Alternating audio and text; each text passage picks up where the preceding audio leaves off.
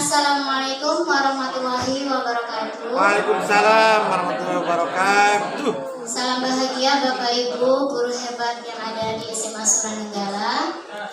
Izinkan saya calon guru penggerak angkatan 7 Jawa Barat akan melakukan aksi nyata modul 1.4 terkait budaya positif. Itu gambar. Lihat.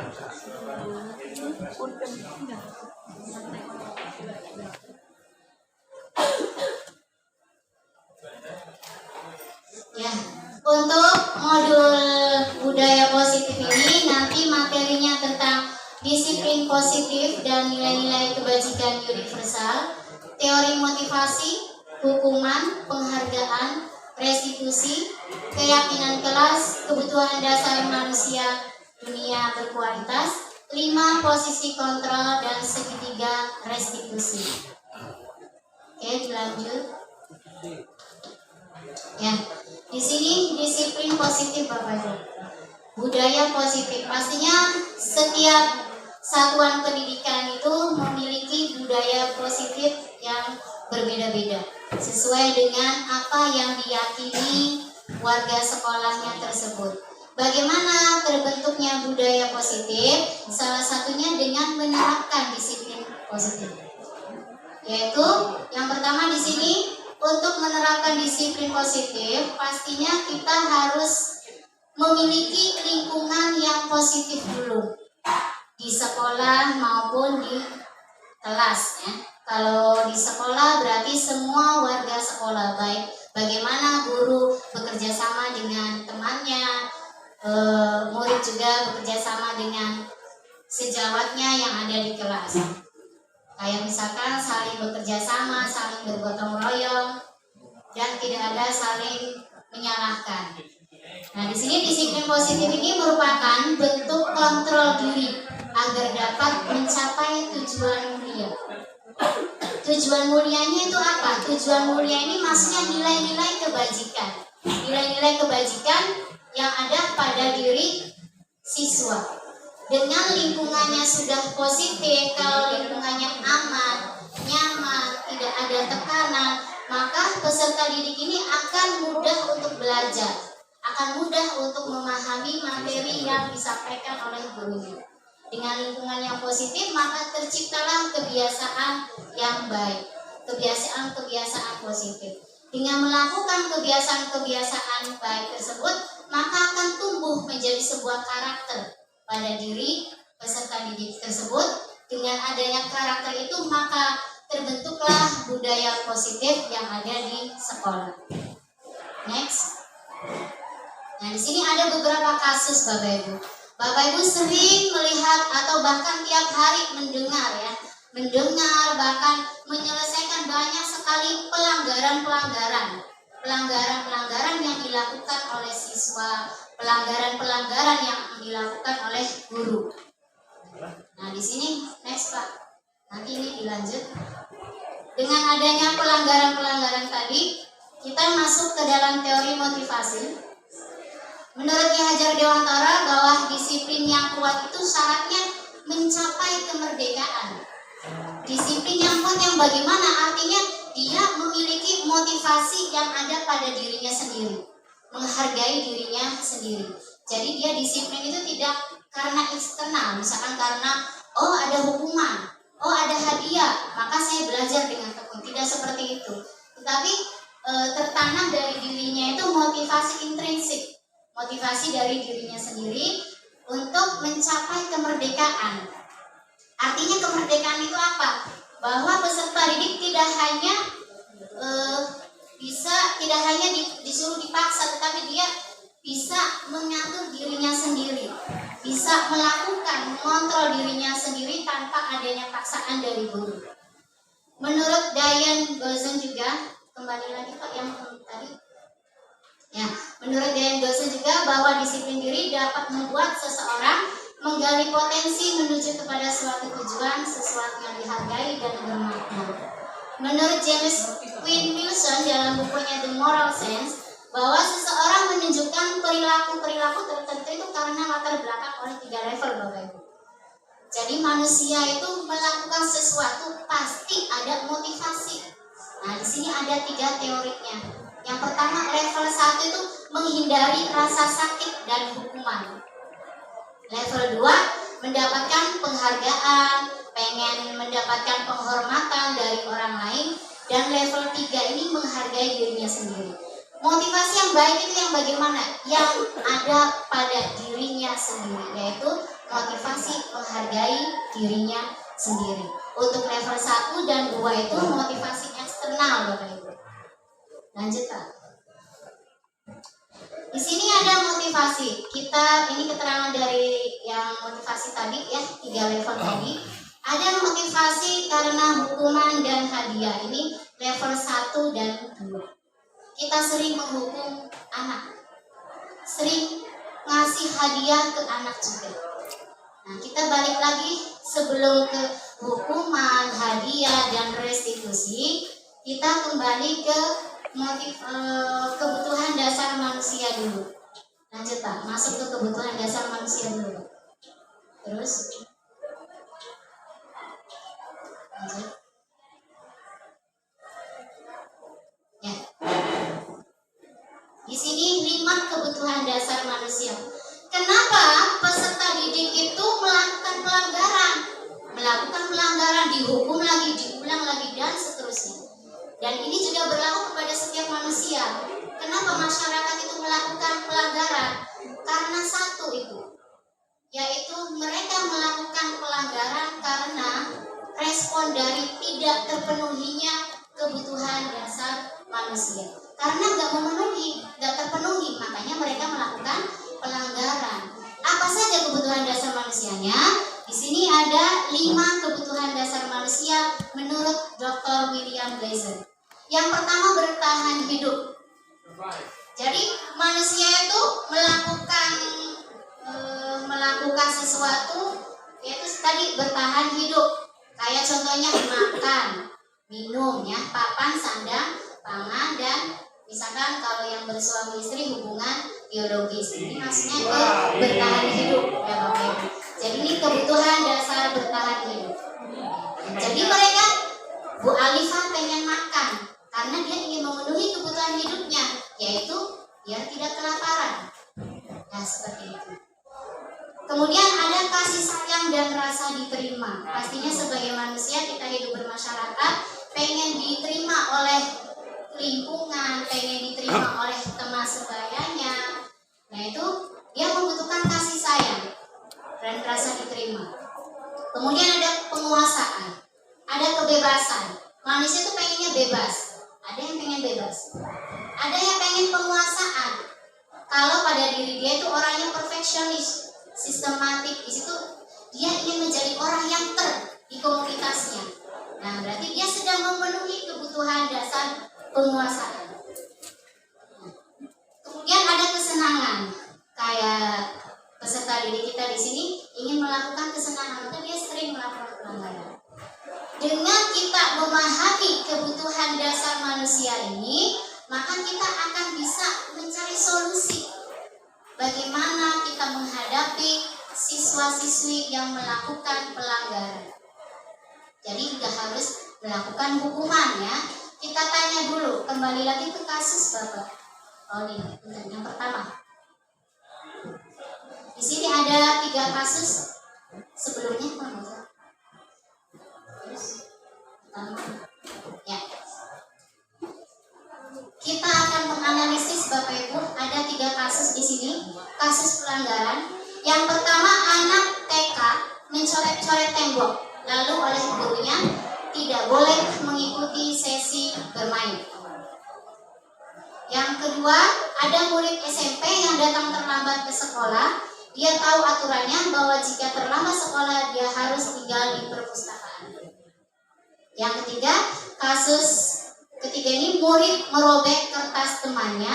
Ia meminta maaf dan memilih untuk mengganti kertas tersebut. Nah, ini sangat bermanfaat ini ya, materi ini untuk Wangasek kesiswaan, ini apalagi BK ya Bu Nadia, ini bagus sekali teori ini. Bagaimana kita menyelesaikan sebuah pelanggaran-pelanggaran siswa yang ada di sekolah. Ada 4 kasus di sini. Sekarang kita analisis kasus yang pertama. Anak itu mencoret tembok, mencoret-coret di tembok. Padahal dia sudah dikasih kertas, tapi dia melanggar, malah mencoretnya di tembok. Kita tanya, kenapa kamu mencoret-coret tembok? Senang aja bu, kan enak, ngapain di kertas? Enakan di tembok. Berarti dia sedang memenuhi kebutuhan kebebasan. Dia ingin bebas dan juga memenuhi kebutuhan kesenangan. Dia pengen senang, gak mau diatur. Gitu. Terus yang kedua, ada murid yang terlambat sekolah. Ditanya sama gurunya. Jadi yang namanya guru harus menanyakan dulu, validasi dulu. Kenapa dia melakukan pelanggaran? Nah, ternyata misalkan dia terlambatnya, ibu, saya nganter orang tua dulu mau jualan di pasar, kan kasihan gak ada yang nganter. Kalau nggak jualan nggak punya duit untuk uang satu sekolah misalnya. Dari kalimat ini bahwa peserta didik itu sedang memenuhi kebutuhan hidup, yaitu apa yang pertama, keberlangsungan hidup, kebutuhan primer. Tetapi kalau ditanya, kenapa kamu terlambat? Kesiangan bu, tadi malamnya begadang.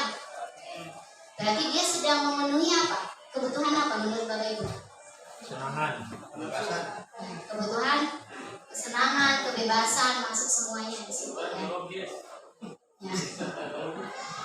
Kemudian kasus ketiga, murid merobek kertas temannya, ia meminta maaf dan memilih untuk mengganti kertas tersebut. Nah di sini muridnya itu merobek kertas temannya, jahil. Berarti dia pengen apa? Memenuhi kebutuhan apa, Bapak? Perhatian berarti masuk kemana? Cinta, kasih, sayang, perhatian, ingin dipedulikan. Kalau saya nggak melakukan pelanggaran tuh bu, orang tua saya nggak bakalan dipanggil ke sekolah. Sibuk aja misalnya. Dia melakukan pelanggaran.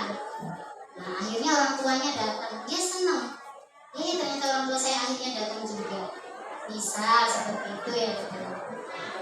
Nah jadi saya tekankan lagi bahwa pelanggaran-pelanggaran yang dilakukan oleh siswa itu karena respon mereka ya, respon tidak terpenuhinya kebutuhan dasar manusia. Lalu bagaimana untuk mengatasi tadi? Ya kita sebagai guru salah satunya harus memahami, pastinya harus ada kerjasama Bapak Ibu antara wali kelas, BK, semua yang ada di semuanya warga sekolah ya. Jadi perlu ada dukungan dari semua pihak. Masuk ke dalam hukum motivasi luar. Nah di sini kita akan membedakan antara hukuman, nanti ada hadiah, ada restitusi. Untuk menciptakan kondisi yang positif, daya Gosser ini mengklasifikasikan 3 faktor utama yang harus diperhatikan. Yang pertama bahasa tubuh itu 55%, intonasi suara 35%, pemilihan kata 10%. Jadi dalam menangani siswa yang melanggar itu ternyata bahasa tubuh ini sangat dominan. Ada siswa yang melakukan pelanggaran, kita sambil menunjuk jari, sambil mengatakan kata-kata yang tidak baik ke siswa itu. Nah itu masuknya ke dalam bahasa tubuhnya sudah ada ya. Mata sambil melotot, sambil memarah-marahi siswa itu tidak boleh. Efek samping hukuman, boleh nggak kita menghukum? Bukankah dengan hukuman, dengan paksaan itu lama-lama menjadi kebiasaan? Itu kan sering kita dengar ya, dipaksa dulu baru nanti terbiasa. Kata-kata itu sudah sering terdengar. Nah ternyata ada dampaknya, ada efek samping dari hukuman tersebut, yaitu salah satunya menghasilkan emosi-emosi negatif. Ketika anak dihukum itu merasa emosinya memuncak, boro-boro belajar, dia sudah dihukum, badannya lemah, letih, lesu ya, bahkan dia nanti bisa jadi membenci guru yang menghukumnya, seperti itu. Terus ada pengaruh pemberian hadiah. Murid menjadi rajin karena ingin mendapat hadiah. Dengan hadiah ini biasanya bagaimana? Siswa itu akan saling berkompetisi mengerjakan tugasnya sebaik mungkin. Dampaknya apa?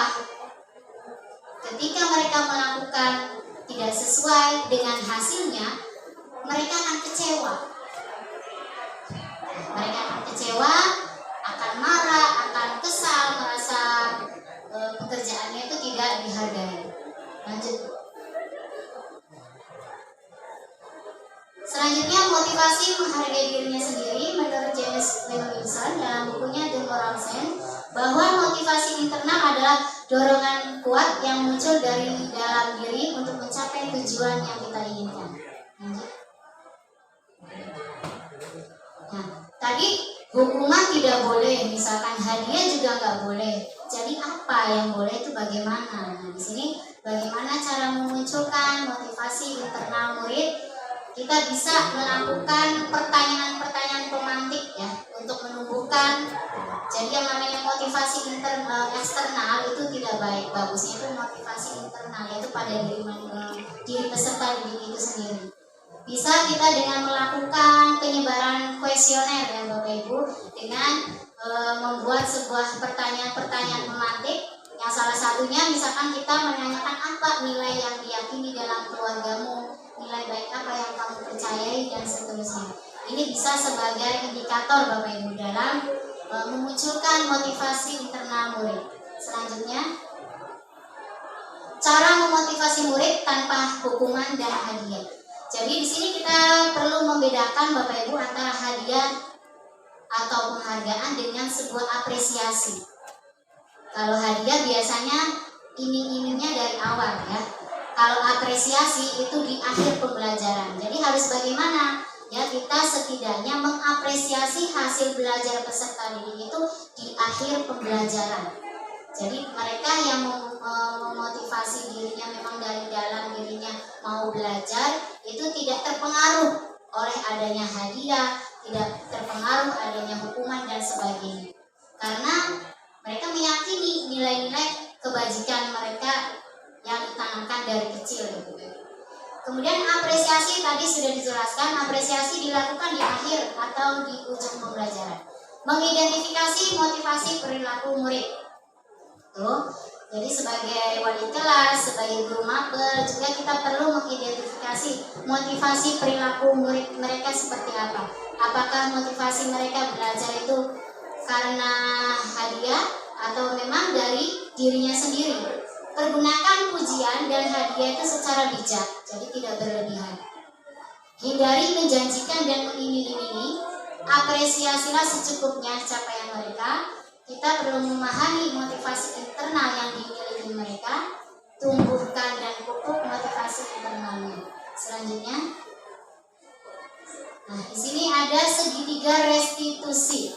Segitiga restitusi ini salah satu cara kita mengatasi permasalahan-permasalahan, pelanggaran-pelanggaran yang dilakukan oleh peserta didik di sekolah. Yaitu segitiga restitusi ini, yang pertama validasi tindakan yang salah, kemudian menanyakan keyakinan, selanjutnya menstabilkan identitas. Nah, validasi tindakan yang salah. Jadi ketika mereka melakukan pelanggaran, jangan langsung di depan orang banyak. Jangan langsung di depan banyak guru memarahi mereka. Nanti efeknya apa? Psikologisnya terganggu, bahkan mereka akan membenci guru tersebut. Bagaimana caranya? Diskusi. Ini melakukan restitusi, diskusi. Misalkan, contoh Bu Anggun melakukan pelanggaran. Validasi tindakan yang salahnya bagaimana? Bu Anggun, sini duduk dulu. Apa benar tadi Ibu dapat laporan loh dari guru BK misalkan. Anggun ternyata melakukan terlambat sekolah sampai 20 menit. Benar begitu? Di sini validasi dulu, benar begitu? Iya Bu, nanti biarkan dia berbicara. Motivasi dia itu melakukan pelanggaran itu apa? Biarkan dia berbicara. Jangan sampai dipotong pembicaraannya. Jadi dia akan berbicara, menanyakan keyakinan. Bagaimana menanyakan? Kamu tahu kan bahwa terlambat sekolah itu tidak sesuai dengan keyakinan kita? Iya Bu, terlambat itu telah melanggar peraturan sekolah. Iya Bu, saya tahu. Kamu tahu konsekuensinya? Iya Bu, apa konsekuensinya? Oh, kalau terlambat nanti saya disuruh ke perpustakaan Bu, suruh baca misalkan sambil menunggu jam pelajaran selanjutnya. Misal seperti itu. Ini menanyakan keyakinan. Kemudian menstabilkan identitas. Bagaimana menstabilkan identitas? Kita ngasih motivasi, ya sudah, kalau itu pelanggaran itu nanti jangan diulangi lagi. Menurut kamu, jadi didiskusikan, solusi itu didiskusikan. Menurut kamu solusi yang terbaik itu bagaimana jika kamu melanggar? Ya Bu, berarti saya harus tidurnya jangan kemalaman dan sebagainya dan sebagainya. Ada restitusi. Restitusi terjadi itu ketika solusi itu berasal dari muridnya sendiri, bukan dari guru. Sesuai dengan konsekuensi, sesuai dengan peraturan, dia mengakui kesalahannya dan solusinya itu dari dianya sendiri. Misalkan contoh, Bu Danti bertengkar dengan Bu Alifah, tarik-tarikan baju sampai kancingnya lepas misalkan. Waduh. Ya ditanya dulu, kamu benar berkelahi? Iya Bu, kenapa? Oh, rebutan cowok misalkan, kan? Iya Bu, dia jalan misalkan, gak spontannya dan sebagainya dan sebagainya. Nah itu validasi, kita tanyakan dulu, kemudian kita menanyakan sebuah keyakinan. Coba solusinya bagaimana? Kamu sudah melepaskan kancing baju dia loh. Iya Bu, nanti saya mau jahit aja lah Bu, nanti saya beli lagi kancingnya, saya akan bertanggung jawab. Di sinilah dia merasa mengakui kesalahan dan solusinya itu berasal dari dirinya sendiri, bukan dari guru. Jadi guru ini hanya membimbing Bapak Ibu, hanya menuntun anak ini untuk mengeluarkan ide mereka, untuk menggali solusi-solusi apa yang akan mereka ajukan ke gurunya. Kalau sudah terjadi kesepakatan, maka disitulah nanti dia akan tumbuh sebuah keyakinan. Dari keyakinan akan tumbuh kebiasaan, kemudian karakter, dan terciptalah budaya positif. Lanjut Pak Udin. Ada 5 posisi kontrol Bu. 5 posisi kontrol ya. Ini 5 posisi kontrol ini tidak hanya untuk guru, tetapi berlaku di perusahaan maupun di mana saja. Nah, di sini teori William kalau ya benar ini dari teori Dr. William ya. 5 posisi kontrol. Sekarang kembali lagi refleksi pada diri Bapak Ibu sendiri. Apakah saya ini guru sebagai manajer, atau sebagai pemantau, atau teman, atau pembuat rasa bersalah, atau bahkan sebagai guru yang sering menghukum? Nah, di sini ada 5 posisi kontrol. Untuk penghukum, jadi guru ini tipenya setiap ada kesalahan-kesalahan yang dilakukan oleh siswa, dia selalu menghukum. Kamu terlambat, silakan lari 100 kali keliling lapangan. Dia nggak peduli alasannya apa, menurut dia itu melakukan yang terbaik untuk siswanya. Atau bahkan secara verbal, itu secara fisik ya Bapak Ibu, bahkan melakukan perkataan yang membuat hati siswa itu merasa sakit. Ini sebagai penghukum. Yang selanjutnya ada pembuat rasa bersalah. Biasanya ciri-ciri guru pembuat rasa bersalah ini, kamu tuh ya gak kasihan tak sama ibu, sudah sering berkali-kali dibilang, kok diulang lagi piye toh. Jadi dengan kata-kata begitu, siswa itu jadi bagaimana? Merasa bersalah. Ulangi tadi. Merasa, aduh kok saya gak berguna banget ya. Nanti kalau orang tua kamu tahu itu gimana, ibu tuh sangat kecewa loh dengan kamu, begini. Nah ini guru ini modelnya guru-guru pembuat rasa bersalah. Bahkan efek-efek sampingnya ini lebih parah dari penghukum. Kalau penghukum, siswa bisa berontak ya, bisa berontak, dia bisa mengeluarkan kalau nggak cocok. Tapi kalau orang yang guru yang pembuat rasa bersalah ini, dampak ke siswanya tuh jadi gimana? Siswanya tuh down, jadi merasa minder dari diri, oh kok saya nggak berguna banget ya. Iya benar, kok saya selalu mengecewakan guru saya. mengecewakan orang tua saya yang di rumah. Jadinya kalau ada masalah itu dipendem, jadinya penyakit. Ini yang membahayakan. Kemudian ada guru yang modelnya teman. Jadi menganggap karena saking dekatnya dengan siswa ya, dia selalu menyelesaikan solusinya itu dengan melakukan persuasi. Dengan siswa tersebut kayak teman aja. Ayolah kamu tuh jangan, biasanya begitu ya, kayak orang teman aja. Ayolah kamu jangan usah melakukan pelanggaran lah, gini. Yuk, Mbak apa? Ya, solusinya apa yuk? Nanti dibantu begini. Biasanya sering ada humoris, selalu jenaka, ngobrol dengan siswa, selalu nyaman. Nah, ini guru-guru yang menganggap sebagai teman. Ciri-cirinya seperti itu. Dampaknya apa dengan siswa? Siswa akan menurut hanya kepada guru itu saja dan selalu mencari-cari guru itu saja. Bagi dia guru yang lain itu jelek, tetapi dia pro-nya ke guru itu. Dampaknya begitu, akan ketergantungan pada diri siswa. Gimana ya? Jadi kamu apa?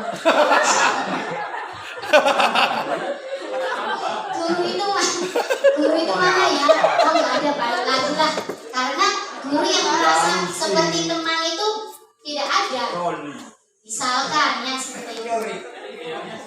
Nah, terus yang selanjutnya ada guru yang pemantau, Bapak Ibu. Pemantau ini sesuai dengan konsekuensi atau peraturan-peraturan yang ada di sekolah. Konsekuensinya apa? Dia selalu berbasis data. Setiap siswa yang melakukan pelanggaran berbasisnya data. Hai kamu sudah melakukan pelanggaran sekian kali. Jadi dia selalu memantau guru-guru yang melanggar tuh. Bulan ini melanggar, nanti kita pantau nih guru ini bulan depannya bagaimana, ada perubahan tidak ini. Jadi memantau dengan berbasis data.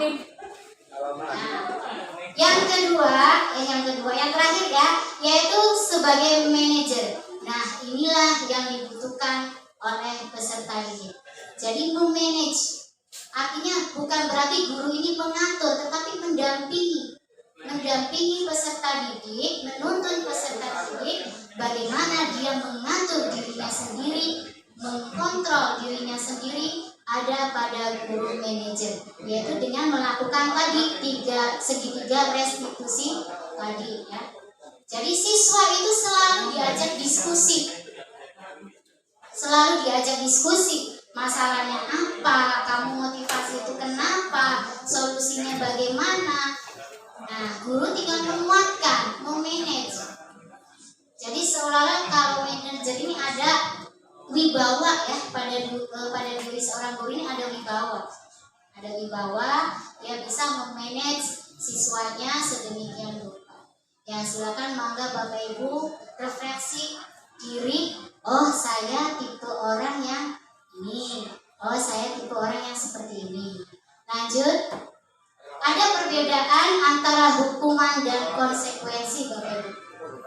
Punten Bu Anggur dibagi. Ya, di situ ada beberapa contoh sanksi atau solusi ya. Nanti kita akan membedakan Bapak Ibu mana yang merupakan hukuman dan mana yang merupakan konsekuensi.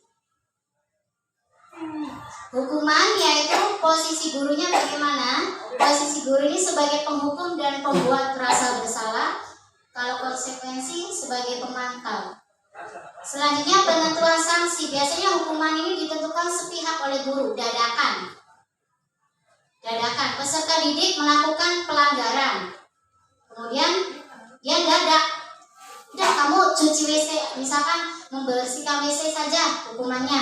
Nah ini mendadak biasanya, ngasih sanksinya itu tiba-tiba. Tidak bisa diprediksi oleh guru dan murid. Kalau konsekuensi ada kesepakatan. Ketika guru itu murid itu melakukan pelanggaran, dia tahu oh iya saya itu kalau terlambat nanti konsekuensinya seperti ini misalkan. Harus tinggal kelas, harus di perpustakaan, misalnya seperti itu. Jadi sudah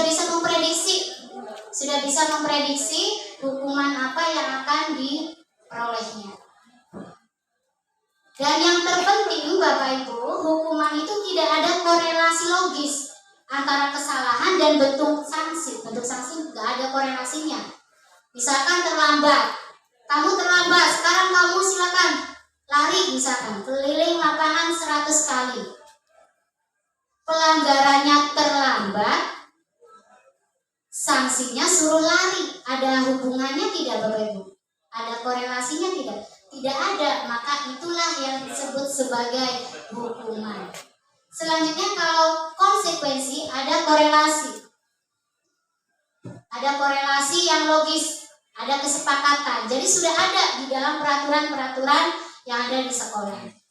Monggo silakan Bapak Ibu, di sini ada beberapa tindakan guru.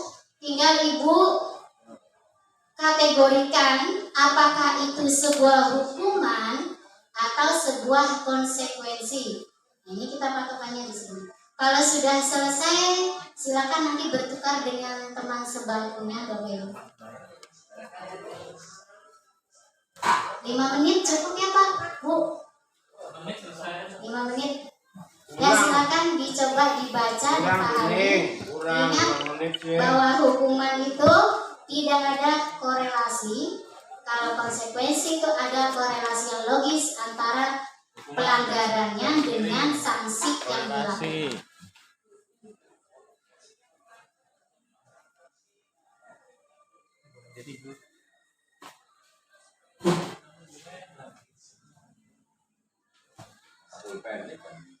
Kayak bocah ini. Pulpen.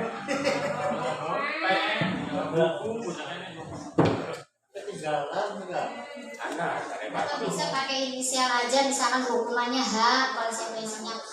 Iya, siap Bu. Lebih menghemat waktu. Hari gelis sih haka bipai.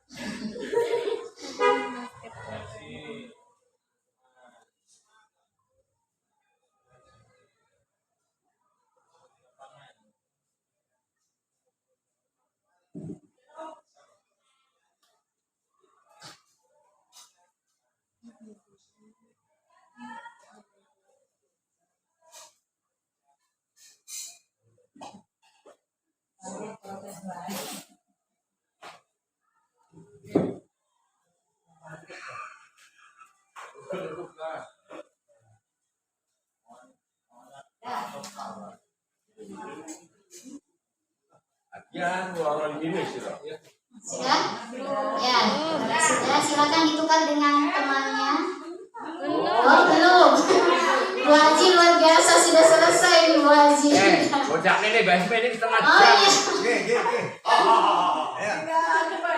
ABB ya.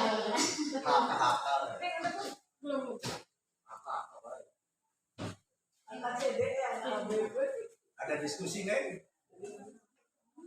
Unik. Ada diskusi ini. Nanti ya, sabar ya. Siap.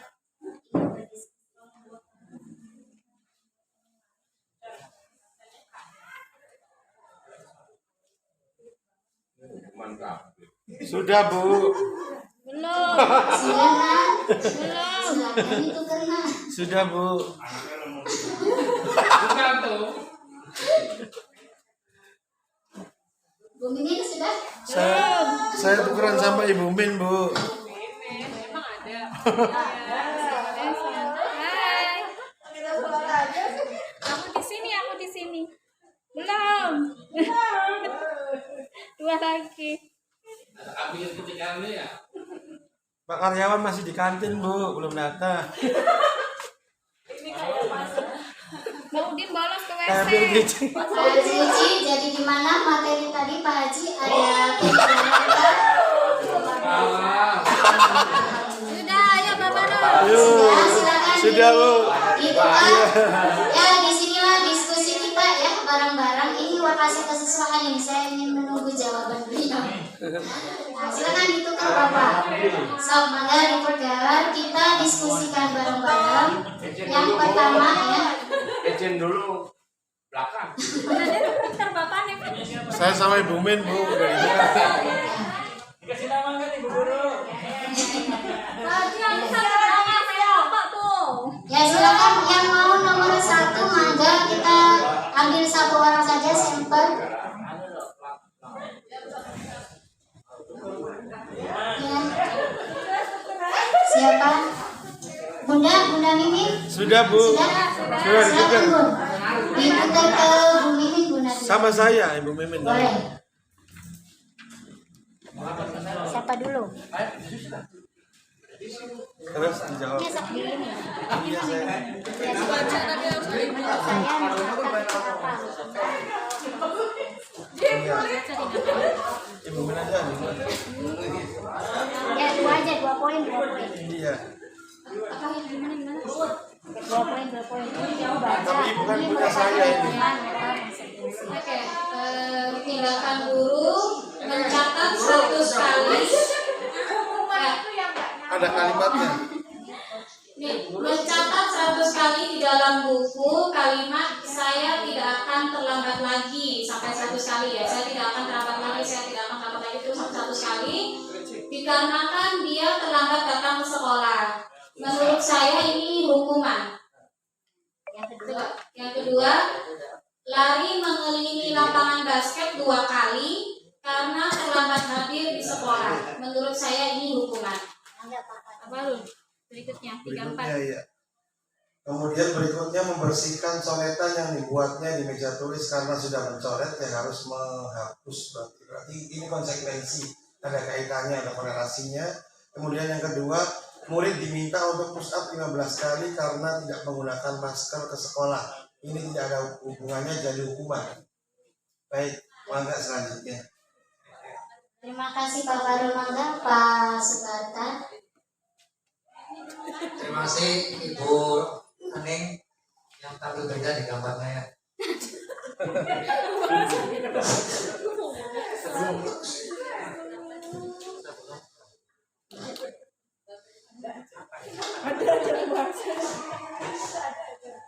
Ada bunyi. Menggantikan tugas. Mungkin saya lebih ini Bu pada mengoreksi ya. Mengoreksi, punten nih Bu. Tadi ada yang menyoal tentang kurang pasnya kita memberikan hukuman padanya. Tapi setelah saya cari dia yang datang, nanti sana ya. Cari rujukan, hukuman itu penting Bu. Ya. Jangan karena kemudian ada informasi terbaru kemudian lama dianggap tidak berguna. Ya. Jadi boleh diskusi Bu ya. Kali ini saya mau pilih nomor berapa Bu? Nomor 5. Ada jelas yang mudah membersihkan WC sekolah karena mematahkan pensil kawannya. Nah ini menurut saya konsekuensi. Ya. Sudah kan? Satu aja. Satu lagi. Satu lagi. Dua atau pilih satu? Kedua, Lili mengelilingi lapangan. Nah ini hukuman kayaknya. Menurut Jenderal Kasidi,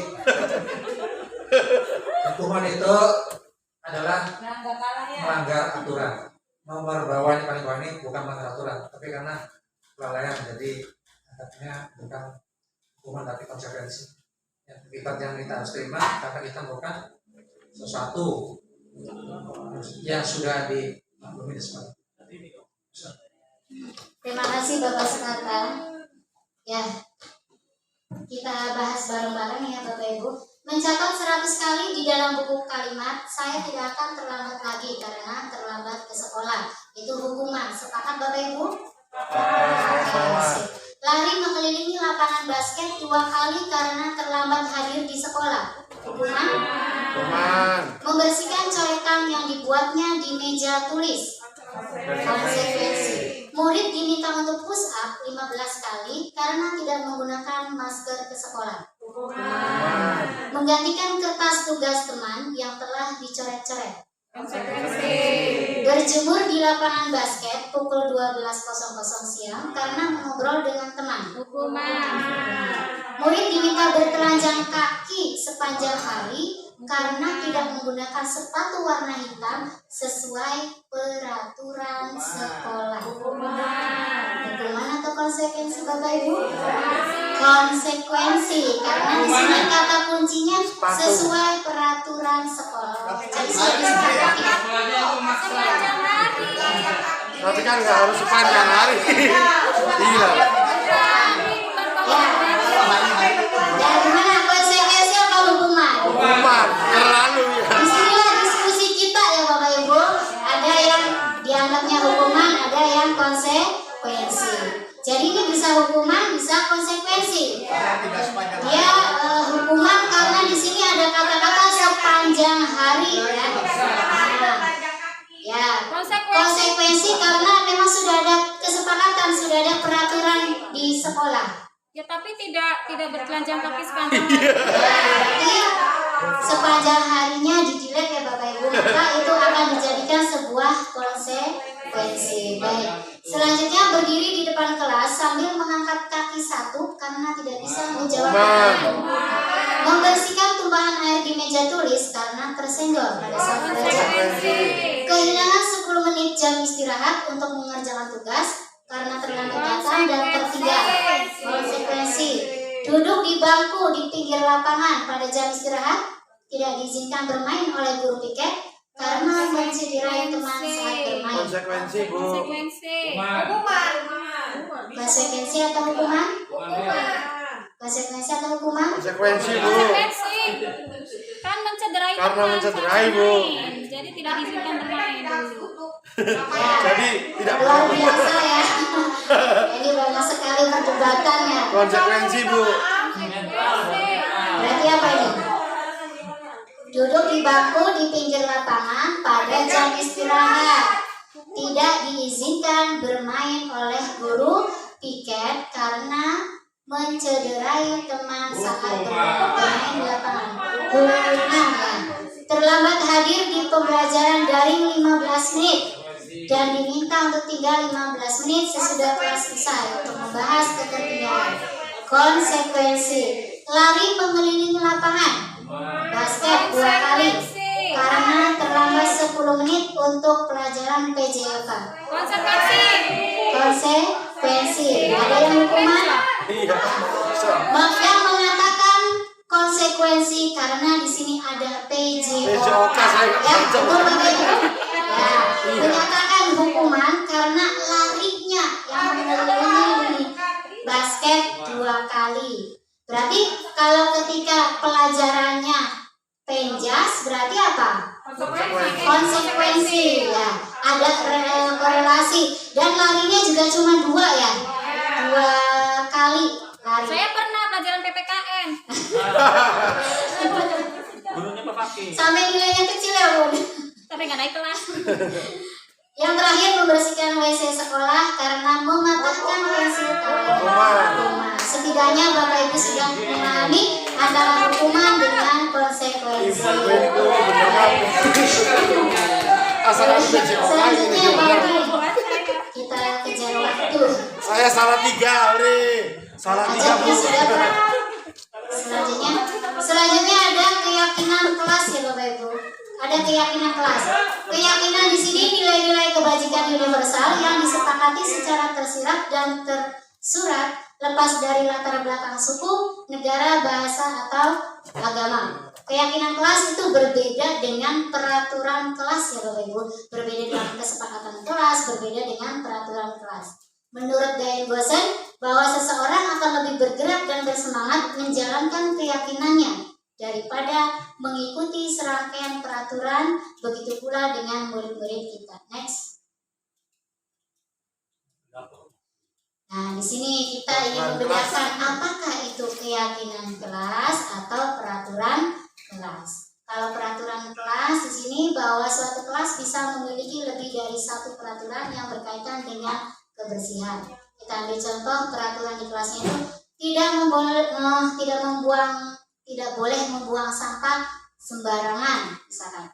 Tidak boleh makan minum di ruangan. Ini namanya peraturan Bapak Ibu. Jadi bisa lebih dari 1. Peraturan juga bisa bertambah sering waktu. Nah, keyakinan kelas ini bersifatnya lebih abstrak dan universal dibanding dengan peraturan. Jadi dari beberapa pendapat anak-anak, misalkan ya mereka disuruh membuat keyakinan kelas seperti tadi yang sudah saya bagikan ke siswa ya. Nanti ditempel di sini Bapak Ibu. Nah contohnya seperti ini. Kita berdiskusi dengan anak, mereka disuruh mengeluarkan idenya masing-masing. Peraturan-peraturannya seperti apa biar belajar itu nyaman, pengennya bagaimana. Kemudian ditempelkan idenya dan kita kategorikan Bapak Ibu. Di situ misalkan kita ambil contoh, tidak boleh membuang sampah sembarangan, tidak boleh makan minum di kelas. Kalau kita jadikan satu sebuah keyakinan, maka di situ keyakinannya apa Bapak Ibu? Ya, peserta didik diharapkan nyaman, ya, nyaman di belajar, nyaman di kelas. Jadi keyakinan itu bersifat universal dan selalu kalimatnya positif, Abu. Kalau yang tadi peraturan kan ada jangan membuang sampah, tidak boleh, itu namanya peraturan. Tetapi keyakinan kelas itu selalu positif. Misalkan tidak boleh memotong pembicaraan teman, tidak boleh misalkan harus selalu menghargai misalkan, dan tidak boleh bermain HP atau dan sebagainya. Itu kalau kita tarik keyakinannya apa misalkan? Peserta didik belajar itu apa? Harus saling apa? Menghormati, harus saling menghargai. Nah itu sebuah keyakinan. Nah, jadi ini perbedaan dari peraturan kelas dan keyakinan. Segala sesuatu yang berkaitan dengan kenyamanan tergantung dalam satu keyakinan. Itu tadi ya, sudah dijelaskan perbedaannya. Lanjut Pak Udi. Nah, di sini bagaimana cara membentuk keyakinan kelas? Keyakinan kelas itu sebagai fondasi dasar terbentuknya budaya positif. Jadi berawal dari kita di kelasnya harus bagaimana dan seperti apa kita belajar biar dalam pembelajarannya itu nyaman, aman, kondusif, sehingga materi yang disampaikan oleh guru itu bisa masuk ke dalam otaknya peserta didik ya, mudah masuk dalam diri mereka. Pembuatan keyakinan kelas ini melibatkan semua warga kelas, jadi mereka ikut andil dalam mendiskusikannya. Kamu maunya seperti apa? Oh Bu, di ruangan ini harus ada kipas. Oh di ruangan ini gak boleh ada yang main lato-lato. Oh di ruangan ini sepatunya harus dilepas. Misalkan seperti itu Bapak Ibu. Nanti dari kata-kata tadi biarkan mereka berekspresi, mengeluarkan ide-idenya. Dari kata-kata tadi kita bisa menarik kesimpulan, kita simpulkan, kita kategorikan yang sekiranya sesuai dengan nilai-nilai kebajikan. Tuh. Keyakinan kelas hendaknya tidak terlalu banyak sehingga mudah diingat dan dipahami oleh semua warga kelas. Dan yang terpenting ini Bapak Ibu menggunakan kalimat positif. Dan yang terakhir, keyakinan kelas sebaiknya sesuatu yang dapat diterapkan di lingkungan tersebut.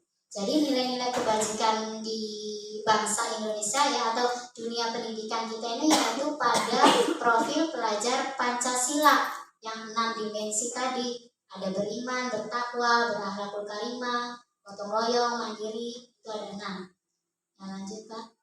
Bagaimana menyusunnya, tahapan menyusun keyakinan kelasnya? Yang pertama membuka ruang diskusi. Nah di sini keyakinan kelas juga bisa berlaku di kantor, di dunia kerja. Kita mau membuat sebuah keyakinan seperti apa nih? Harus disepakati. Nah kita buka ruang diskusi. Mereka suruh mencatat seperti ini Bapak Ibu. Kita pajang, kemudian kita tempel di depan, kita diskusikan. Kemudian dari ini kita rumuskan mana yang masuknya ke dalam keyakinan A, B, dan C. Dirumuskan keyakinannya, kemudian tinjau ulang. Benar tidak? Sesuai dengan budaya tidak? Sesuai dengan kebajikan-kebajikan tidak? Nah, kemudian membuat sebuah pernyataan, kayak tadi, gak boleh memotong pembicaraan, tidak boleh mengganggu temannya, yaitu tadi membuat pernyataan harus saling menghormati, misalkan keyakinannya. Dan jangan lupa ditandatangani oleh peserta didik sebagai bentuk mereka sepakat membuat keyakinan kelas dan mereka harus mematuhinya. Tuh, kemudian yang terakhir bisa dipajang di kelasnya masing-masing, Bapak Ibu. Dengan begitu ya diharapkan dengan restitusi, kemudian dengan 5 kontraposisi guru dan sebagainya, mudah-mudahan di sekolah kita ini akan terbentuk sebuah budaya positif ya Bapak Ibu. Lingkungannya positif akan menjadi kebiasaan-kebiasaan positif, maka terbentuklah sebuah karakter dan mewujudkan sebuah budaya positif. Tadi saya melanjutkan dari pertanyaannya Bapak Soekarta terkait hukuman atau penghukum. Ini nggak boleh, itu nggak boleh. Apakah harus misalkan manajer saja? Tidak Bapak Ibu ya. Waktu elaborasi ya, ruang elaborasi itu jadi guru-guru hebat yang ada di seluruh Indonesia itu bertukar pikiran, saling berbagi pengalaman. Di situ banyak sekali ya ilmu-ilmu yang didapat, bahwa kita sebagai guru memiliki posisi kontrolnya harus bagaimana. Apakah selalu manajer saja ataukah kita juga perlu penghukum? Nah, kita bisa melihat dari sisi masalahnya. Kita lihat dulu permasalahannya seperti apa, pelanggarannya bagaimana. Bisa jadi kita sekali-kali menjadi guru sebagai penghukum. Bisa jadi kita, tapi jangan sampai melakukan fisik ya Bapak Ibu. Penghukumnya yang bagaimana? Penghukum yang mendidik atau seperti apa? Cuma yang terpenting yaitu harus sebagai manajer. Jadi sebagai manajer juga dia berarti sudah mumpuni sebagai pemantaunya, sebagai temannya, dia sudah menguasai hal-hal itu. Kalau bisa sih ya dihindari dengan hukuman-hukuman tadi yang sekiranya bisa menyakiti para siswa. Nah, lanjut Pak, ini sudah adanya. Ya, terima kasih Bapak Ibu sudah membersamai saya selama kurang lebih berapa menit ini Pak Udin? 52 menit. Ya. Barangkali itu saja yang bisa saya sampaikan. Mudah-mudahan dengan materi-materi yang saya sampaikan bisa bermanfaat oleh Bapak Ibu sekalian. Intinya kita tergerak dari diri kita sendiri, dari hati kita sendiri untuk mau belajar, mau mengupgrade diri, belajar sebagai seorang guru. Sehingga kita akan mudah bergerak ya. Bergerak untuk melakukan perubahan pendidikan ke arah yang lebih baik. Dengan begitu kita bisa dengan mudah juga menggerakkan teman-teman yang ada di sekeliling kita. Yuk bareng-bareng bagaimana caranya kita memajukan sekolah kita. Itu pastinya harus ada dukungan, harus ada kerjasama dari semua pihak. Tergerak, bergerak, menggerakkan. Terima kasih. Billahi taufiq wal hidayah. Wassalamualaikum warahmatullahi wabarakatuh. Salam Bapak Wabarakatuh.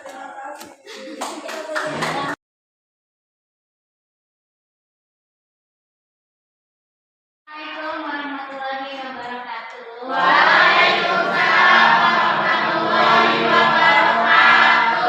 Sehat semuanya?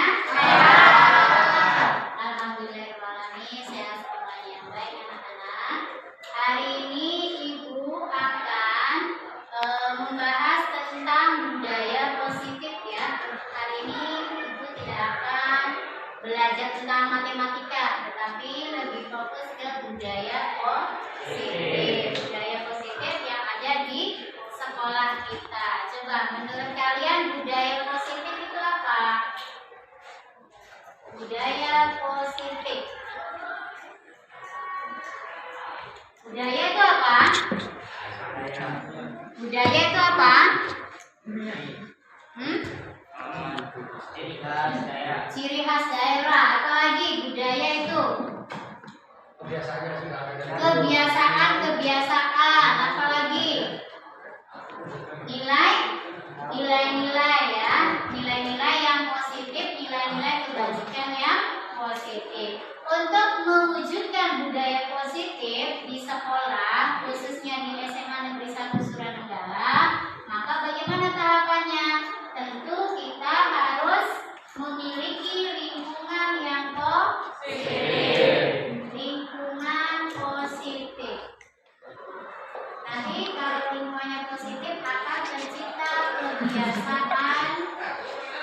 positif.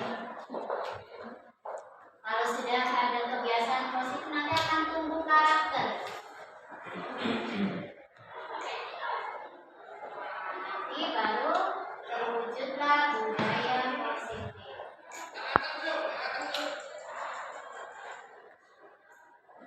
Ya, untuk mewujudkan budaya positif, tentu kita harus memiliki lingkungan yang positif. Lingkungan yang positif itu yang bagaimana?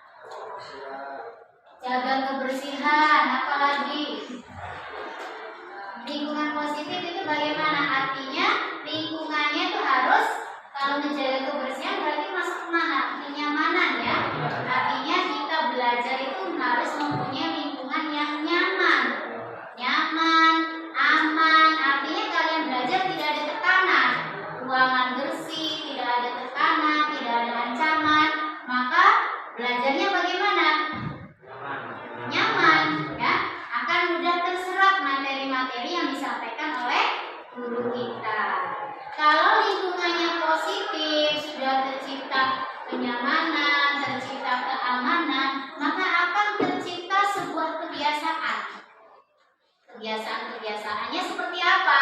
Ya, kebiasaan dalam hal positif. Artinya kita bisa saling kerjasama, saling berkolaborasi, saling berdiskusi dengan teman. Tidak ada yang sikut menyikut, ya, tidak ada yang saling menyalahkan. Akan tercipta kebiasaan-kebiasaan baik kalau lingkungannya positif. Tapi kalau lingkungannya negatif bagaimana? Nggak bisa belajar ya. Belajar itu nggak tenang, kayak dipaksa. Nah itu.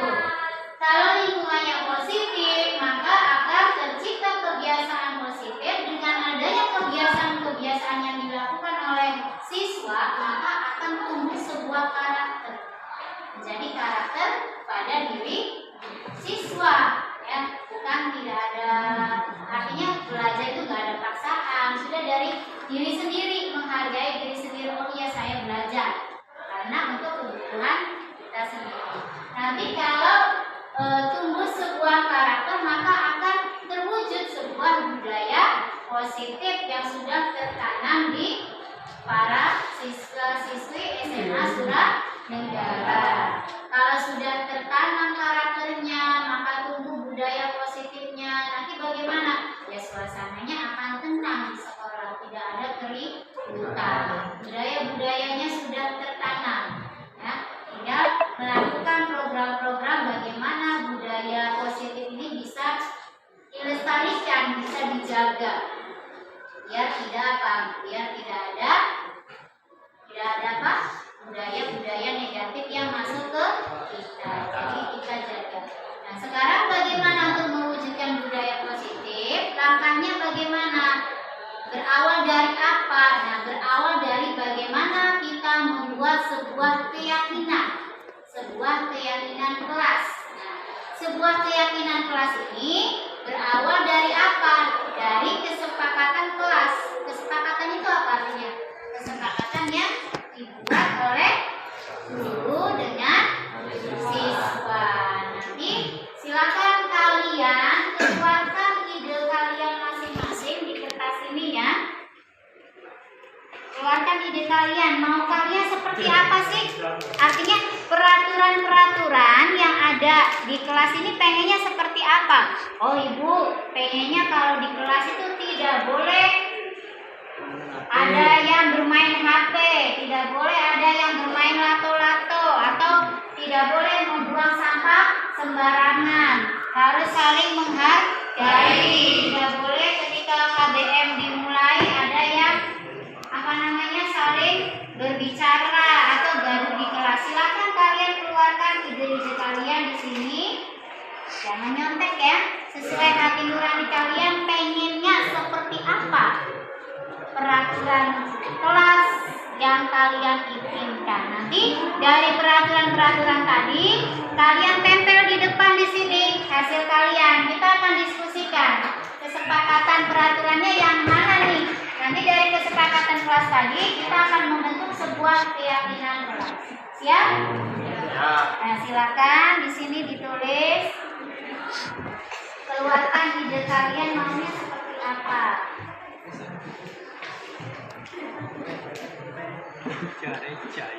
Aku ditanya.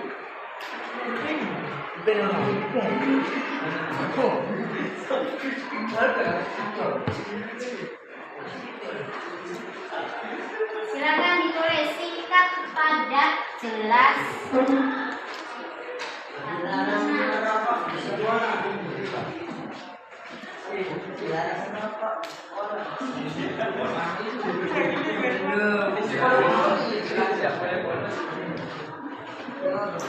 Tidak boleh mencoret-coret tembok, boleh terserah kalian. Tidak boleh masuk ruangan. Oh, di kelas itu harus ada kipas angin. Harus ada AC. Harus berpenampilan rapi. Tidak boleh ada kaca. Silakan keluarkan ide-ide kalian. 5 menit cukup ya. Kalau sudah silakan maju ke depan. Kalian pajang hasil ide kalian.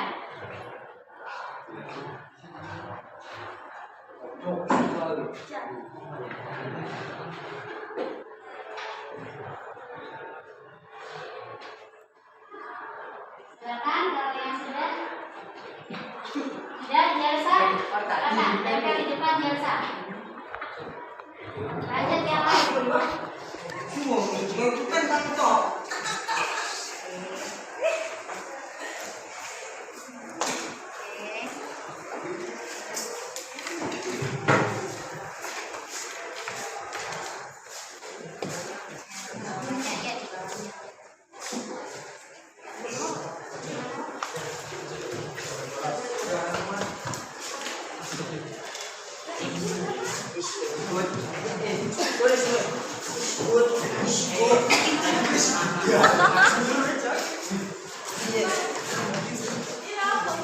Yang sudah silakan duduk kembali di bangkunya masing-masing.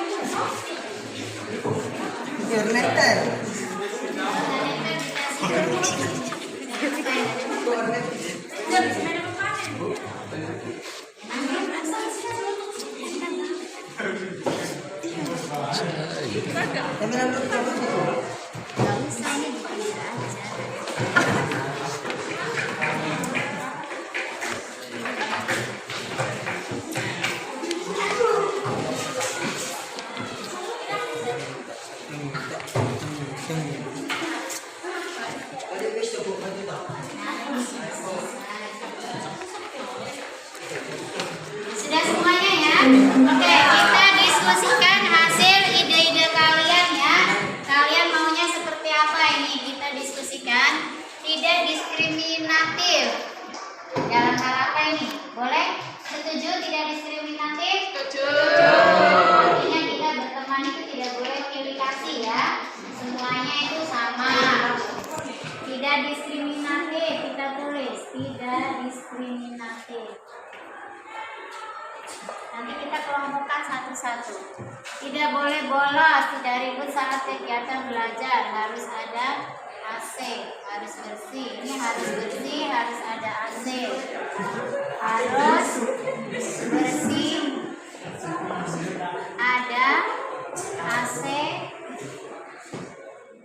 Tidak boleh coret-coret tembok.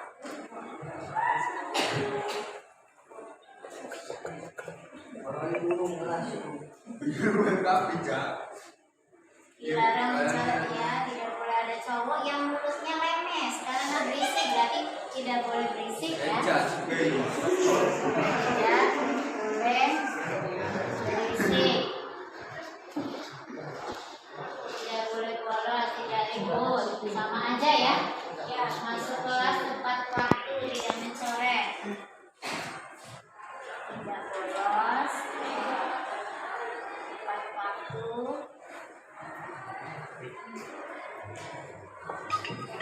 Tidak bolos, tepat waktu. Hargai guru ketika sedang menerangkan. Jangan ada suara atau bercanda. Berarti menghargai guru.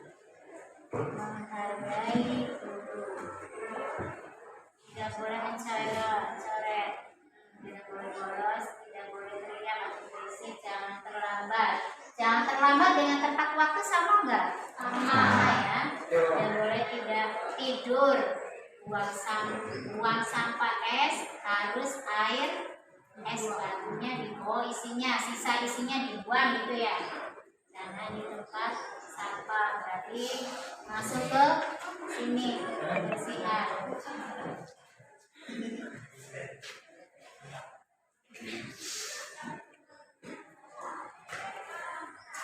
Yang masih ada isinya dibuang dulu gitu kan maksudnya? Iya, dibuang dulu. Oke. Jangan terlambat, datang pagi sama dengan waktu ya. Ketika jam KBM dimulai, siswa dilarang berbicara, berarti tidak boleh ribut sama. Tidak boleh mengobrol saat belajar dan tidak boleh saling menghina ya.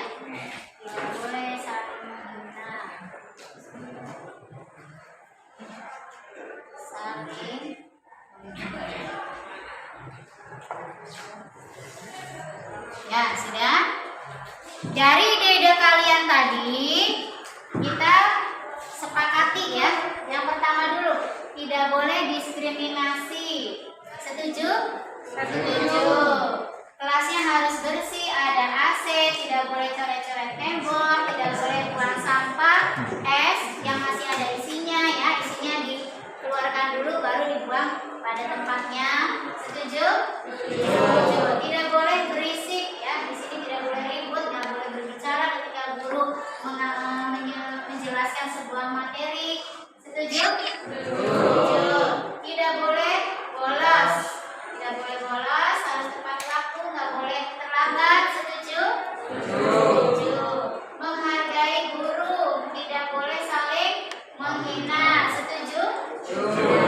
Dari peraturan-peraturan yang kalian bikin ini, nanti ibu tarik ke dalam sebuah keyakinan kelas. Ya. Coba kalian pahami di sini. Yang kedua, ada harus bersih, ada AC, gak boleh coret-coret tembok, gak boleh buang sampah yang masih ada isinya. Itu masuknya ke dalam keyakinan kelas seperti apa?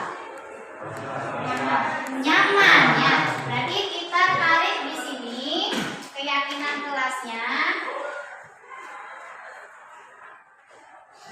Keyakinan kelas. Bagaimana? Setiap anggota kelas harus apa? Setiap anggota kelas harus belajar dengan amat nyaman. Oke. Jadi kita ambil kesimpulan yang poin 2 ini. Nah, kemudian tidak boleh berisik, tidak boleh berisik. Atau misalkan apa lagi?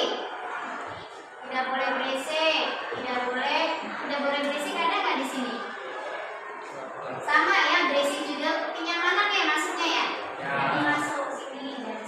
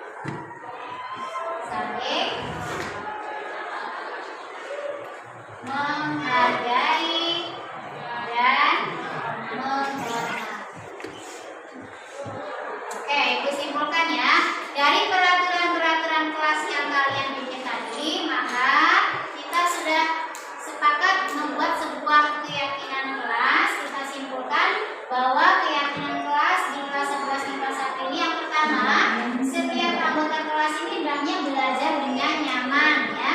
Yang kedua, setiap anggota kelas harus atau hendaknya melakukan tugas dengan baik dan disiplin waktu. Dan yang ketiga, setiap anggota kelas itu harus saling menghargai dan menghormati. Kita sepakat setuju semuanya? Alhamdulillah, akhirnya kita bisa membuat sebuah keyakinan kelas. Mudah-mudahan dengan keyakinan kelas yang kita buat, kalian harus mematuhi ya, jangan sampai melanggar. Kalau melanggar nanti ada konsekuensinya.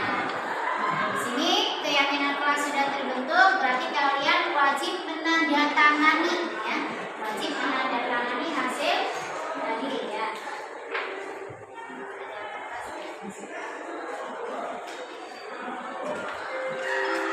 Saatnya pulang. Ya, silakan dari sini.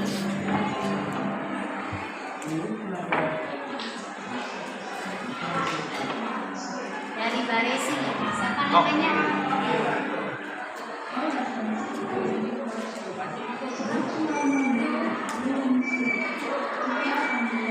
Siapa namanya maju?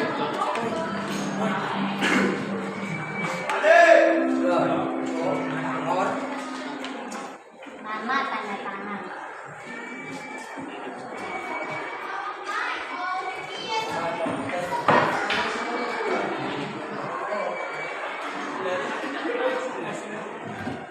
Lanjut, Sidik.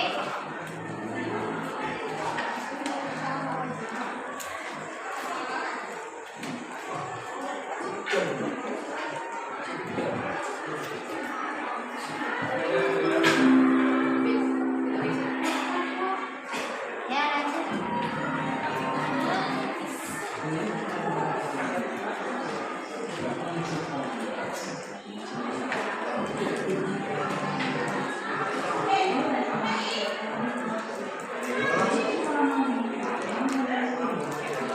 Ya, siapa? Firly.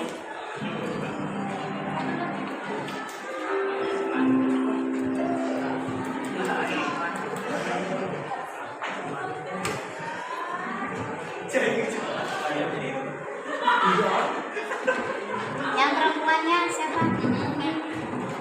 Zelsa.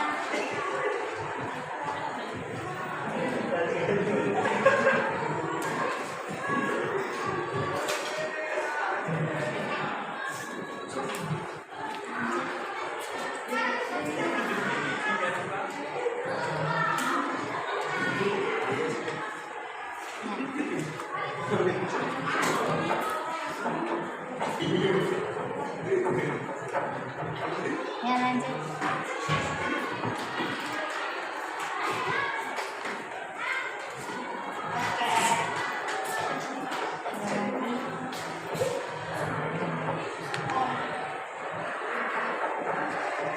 Selanjutnya siapa namanya? Ya.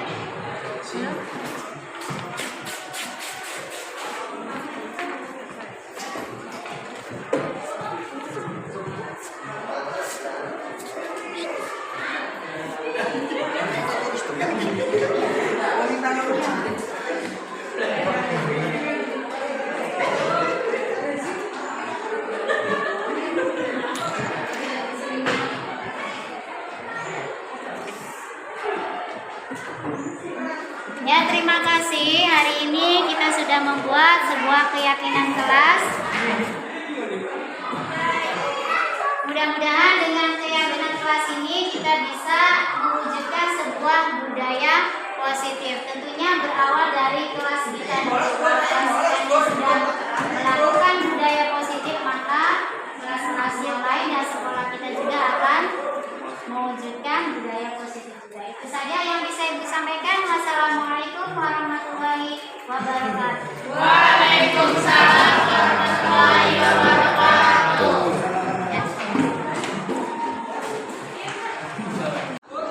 Assalamualaikum warahmatullahi wabarakatuh. Hai, perkenalkan Maulana Pirena dari 11 IPA 1. Setelah saya berkelanjutan kelas bersama Ibu Aning, perasaan saya menjadi lebih senang, bersemangat, dan bisa mengeluarkan ide-ide di dalam kelas. Kenapa penting? Karena bisa membuat kita menjadi lebih disiplin, bertanggung jawab, dan bisa menghargai orang lain maupun diri sendiri. Sekian dari saya. Wassalamualaikum warahmatullahi wabarakatuh.